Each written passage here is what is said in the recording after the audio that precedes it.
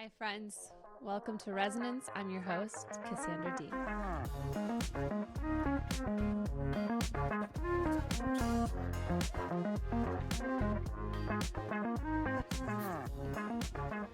So I want to talk more about this podcast, who I am, and expand more on that, as well as what I hope to kind of bring here.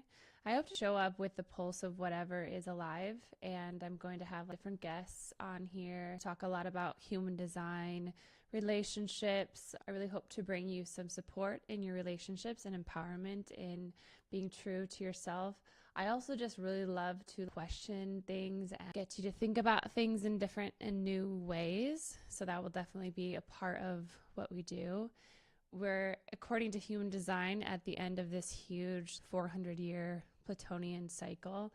It's really about getting to the truth, letting that lead, and releasing this past cycle. We also have some exciting changes coming. I feel like for me, because I'm such a student of human design, whenever I go into different topics, whether that be relationships, psychology, self-psychology, health, or even autism and the coming mutation, I think that human design has some really interesting takes. And what I really love about it is it just kind of adds a little bit more context to the things that the materialistic sciences do not, because human design is not from a materialist lens. It's actually very mystical in origin. Maybe I'll go into the origin story, but for now, I just want to mention that there's so many different topics, and I feel like connecting these cutting edge areas of health, psychology, and relationships, and adding some more context, more differentiation through the lens of human design, more magic as well, because, I'm somebody who loves the logical process, and as much as I love the logical process and my mind is logical and my, personality sun is an illogical gate, I am a 4323. If you don't know what that means, it's individual, it's mutative, it's mystical, it's knowing. I have the 1022, so I guess that's the mystical part of me. But I'm interested in the unseen. I've always been a feeler of energy and somebody who's super curious about investigating that which is beyond the mundane or materialistic lens in science. So this podcast is also going to be about mysticism and spirituality and the energy which moves all things. I'm a spiritual being for sure. So it's just going to include those things. And I'm excited to bring in different people.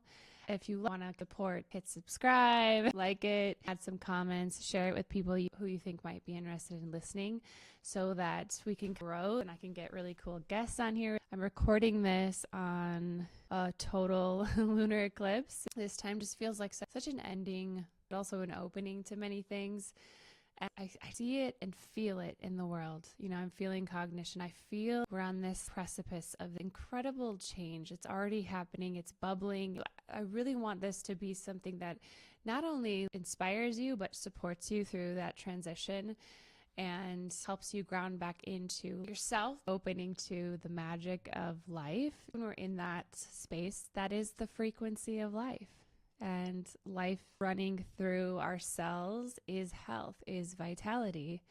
There's so many ways, and paths to vitality, but what does it really ultimately come back to for you? It's living alive, being connected to all that is, being connected to the frequency which runs through everything. We are these electromagnetic beings. Ah said that by the time that you breathe out, your breath has already reached Mars. Every thought that you think goes on and on and on and on and on, which is, like, me, just wild. We are impacted by the planets, by the neutrino stream, by the sun. Everything's always running through each other, by each other, and those things impact us.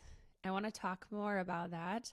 I want to talk about the coming Rave, which is a new being that's going to emerge, and how that relates to autism. If you've ever listened to the Telepathy tapes, there's just so much in that paradigm, in that realm, that I've studied before. So when it hit, just feels so exciting because Ra Ruhu had talked about this for a very long time before he passed away, that we're going to see, because of the mutation, because of the coming raves, an increase in autism and all of the things he was talking about. We are currently seeing, right, is being discovered in terms of these beings who appear severely disabled, right? We think that they're severely disabled.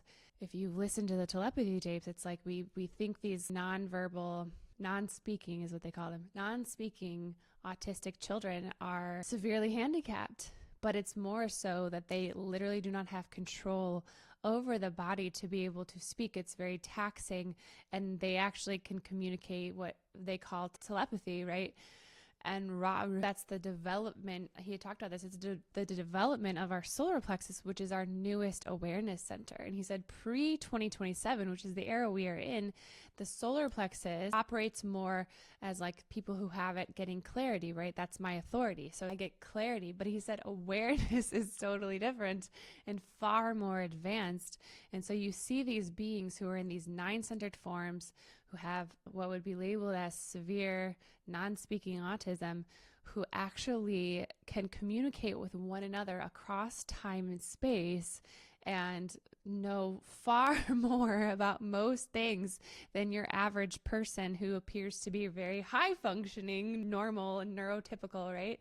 And it's really cool to see people discovering this, tapping into that, listening to them, and realizing and saying things like we have so much to learn from them, because we do. And they're going to be a linkage to the coming raves, right? And one of them said, this is only the beginning. And that gave you chills, because I was like, yes, it's mutating, it's becoming. And the solar plexus finishes development in 2027. Currently, it's riding a wave from hope to despair. So those of us born before 2027, everyone alive today, we experience a lot. It's a lot different. Yet mutation is not just a switch. So as we are getting closer, every vehicle, every generation that is closer to that mark of completion, it's mutated more. That's why also we're seeing a rise in autism. And it's related to the 1949, which is channel of sensitivity. Think about these kids, so sensitive. They're so sensitive to touch, which it's a tribal gate of touch, tribe is all about touch, and they don't want to be touched. They don't want to, because they're so overly sensitized, right? And Ross said that the Rave, who's coming post 2027 in a different form than us, will have a thicker skin. Literally, their skin will not be as permeable. So crazy. So I would love to go down that rabbit hole in a few episodes, explore that. I have a very scientific mind, fourth gate, and I love to collect answers. I love thinkers and data collection, but I'm a mystic, 43-4 mind, so it's like I love the material, but I really love the mysticism. I can't remember who said this. It might have been like Jung, or I'll have to find the quote. I don't have it. But basically he said that he doesn't trust anyone, any scientist who's not a mystic, and any mystic who doesn't engage in science or something like this. And that resonated so deeply with me, because there's value in both, and they don't have to be separated, and actually they serve each other, right? That's why I really love human design, because it's a mystical system that is also a logical system, or a mystical origin of a logical system.